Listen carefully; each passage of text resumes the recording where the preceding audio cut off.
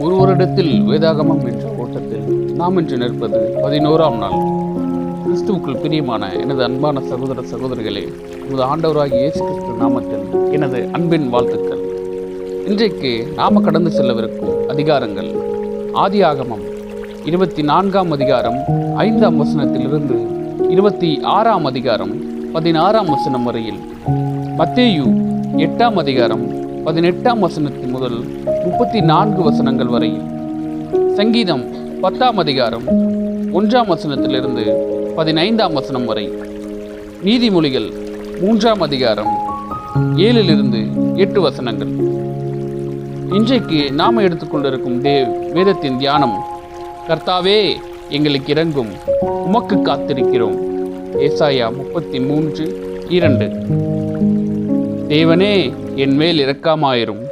ஆமேன்.